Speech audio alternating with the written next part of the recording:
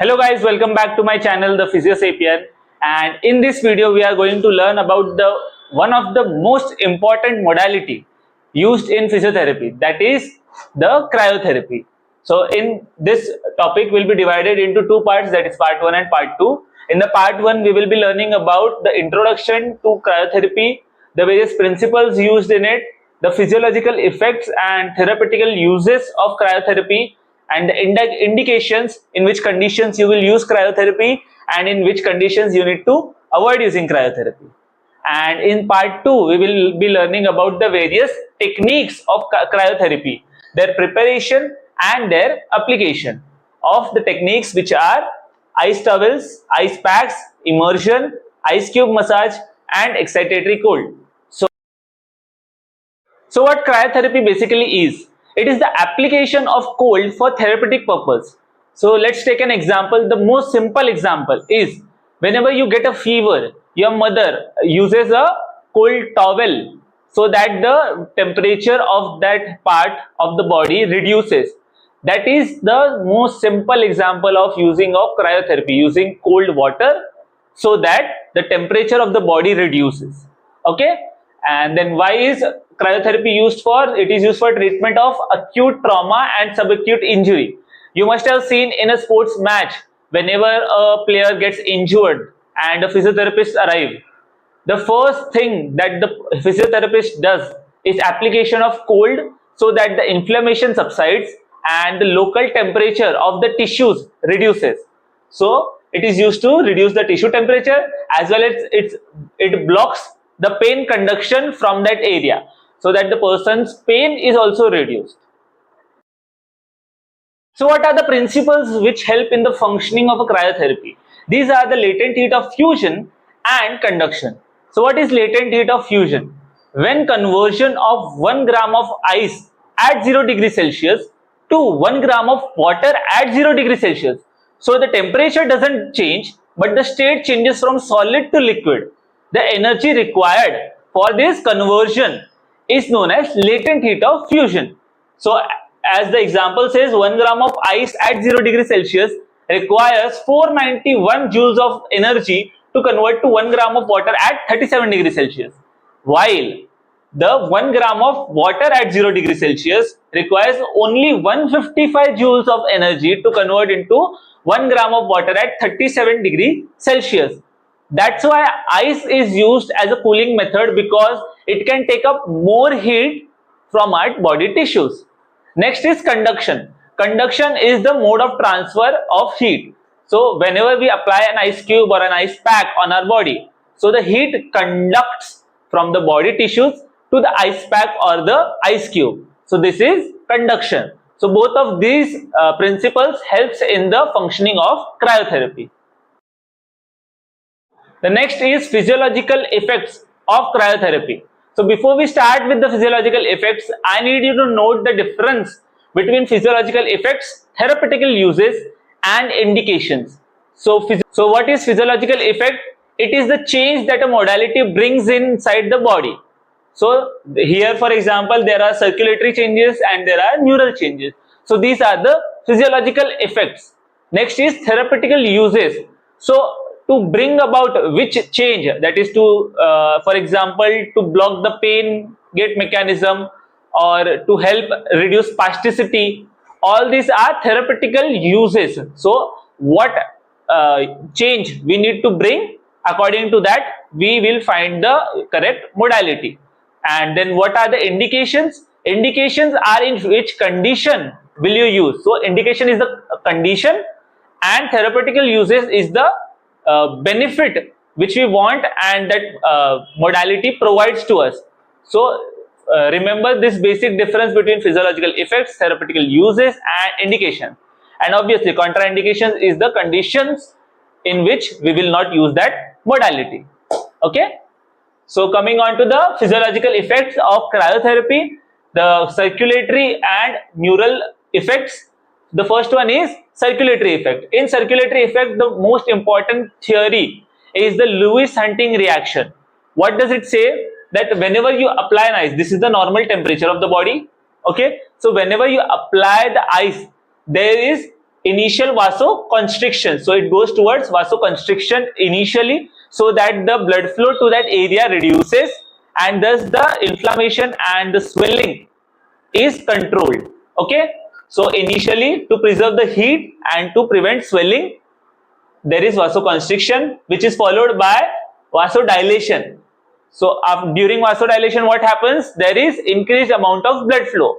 But what here happens is there is vasodilation and then alternate vasoconstriction, dilation, constriction, dilation, constriction, dilation. Why? To find the mean temperature. There is a continuous hunt to achieve the mean temperature. Therefore, it is known as Lewis hunting reaction. So it is hunting for the mean temperature. So because of this alternate vasoconstriction, vasodilation, the waste material, the metabolic waste which are accumulated in that area, they also are returned through the venous blood. So it also helps in the clearing of the waste material in that area.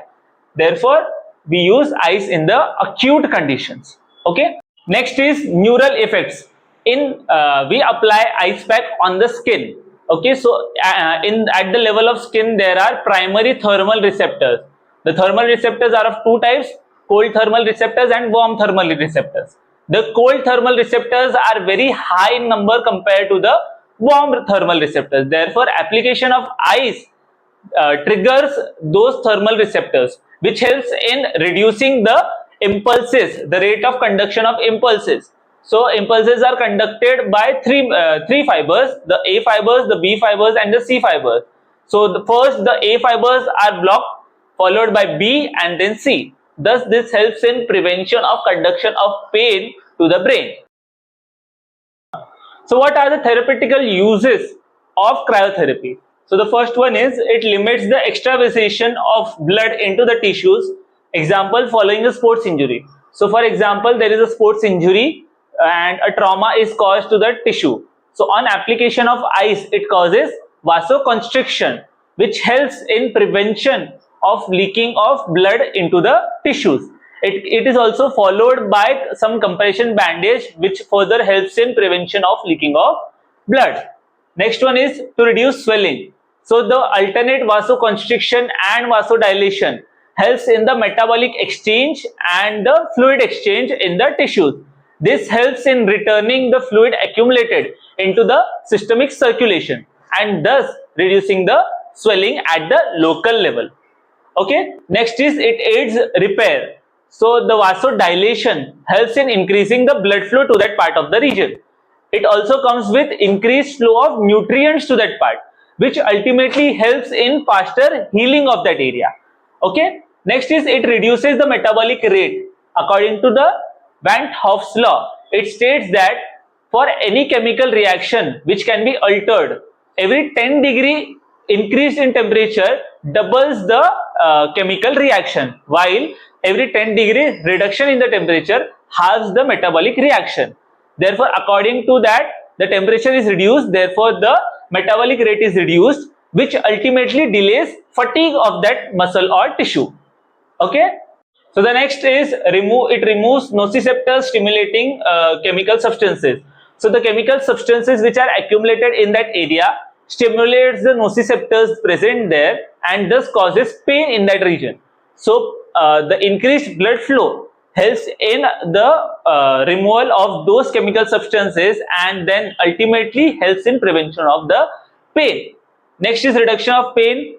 Ice therapy helps in blocking the pain gate mechanism and thus helps in reduction of pain. So the next is reduction of spasticity and spasm. Spasm is released by increased blood flow to that area, which helps in the relaxation of the muscle. And spasticity is reduced by inhibiting the anterior horn cells present in that area. So after a damage to the tissue, the anterior horn cells are excitatory. Thus, application of ice helps in inhibiting that. Therefore, there is reduction in spasticity.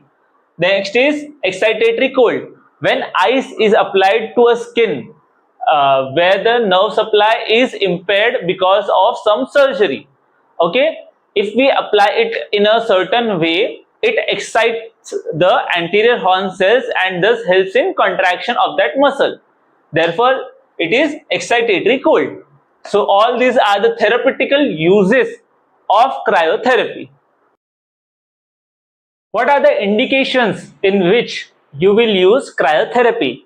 The first one is but obvious, that is acute injury. During any sort of acute injury, you will use cryotherapy as the first remedy.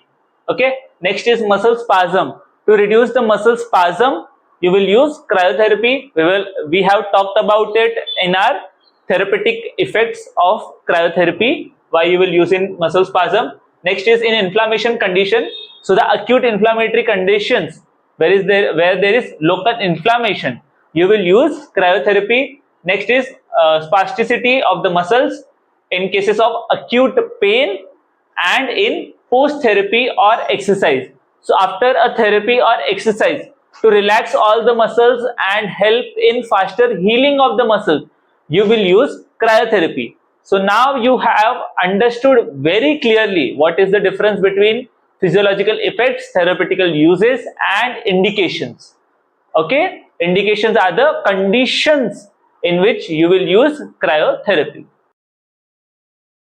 Next, we have the contraindications for cryotherapy. The first one is psychological. In psychological, for example, an elderly person who fears ice, or a person who fears ice, he is not ready to take ice, and we should try to convince him. But if he or she is not ready for it, then you should avoid cryotherapy because it might be more harmful to him rather than being beneficial. Next is cardiac conditions. If a myocardial infarction has occurred in the last 6 months, then you should avoid using cryotherapy because the initial shock because of the ice therapy results in the drop of blood pressure, and the weak heart cannot compensate for that reduction in the blood pressure. So it might aggravate the effects of myocardial infarction. Next is peripheral nerve injuries.